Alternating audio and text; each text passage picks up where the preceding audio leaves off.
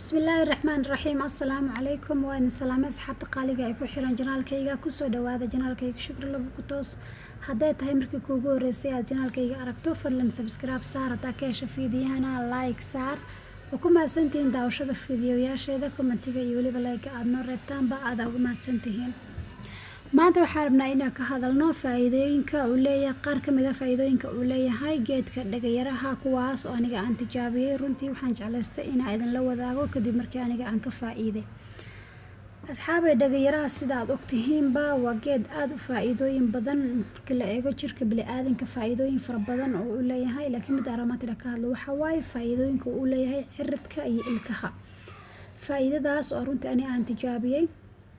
ma leedahay suus ilkaaga suus ma ku bilowday ama ilkuhu ma ku xanuunayaan ama ciridka haddii aad xanuun ka cabanaysay waxaa kugula talin lahaa inaad isticmaashid geedka dhagayaraha.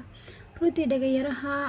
daawo ayuu u yahay ilka xanuunka iyo maxay ahaydey suuska naftirkiisa wuu joojiyaa. marka isticmaal geedkan haddii ilkaaga ay suus leeyihiin waxaa samaynaysaa waa aad shiidaysaa isagoo shiidan subax walba marka aad cadaysatid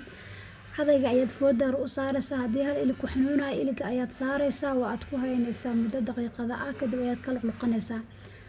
sidoo kale waxaa wanaagsan ilkaha dhan inaad saas u marisid haddii aad ciridka ka jiran tahay ama aad ilkaha ka jiran tahay aad ayuu ugu fiican yahay saas ayaad uma marinaysaa ilkaha dhan ayaad ma marinaysaa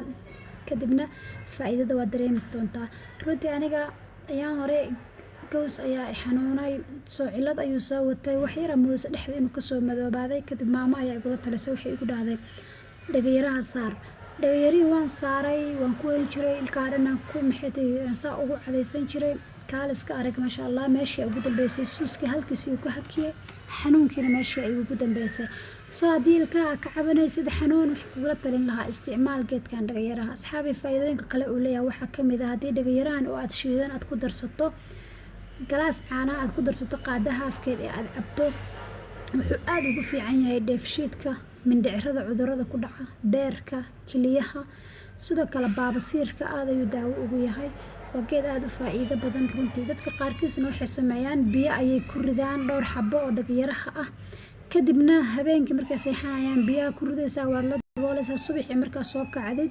ayaad cabaysaa biyahaas maasha allah aad ayuu runtii u fiican yahay gaar ahaan aniga qaybta ciridka oo aan tijaabiyay aad ayaa idinkula tali lahaa intii aadaan distay ama daawo kale wax kale isticmaali lahaydeen dhagayaraha aad ayuu faa'iido u leeyahay. runtii dad kale oo tijaabiyeen markii aniga aan tijaabiyey kadib aan u tilmaamay oo ayagana tijaabiyeen oo ciridka iyo ilkaha ka cabanayeen ayagana aad ayay ugu faa'iideen. waa ku mahadsan tahay daawashada fiidiyogayga haddaa ka heshay like janaalkana subscribe saar bye waa rajeynaa inaad ka heli doontiin.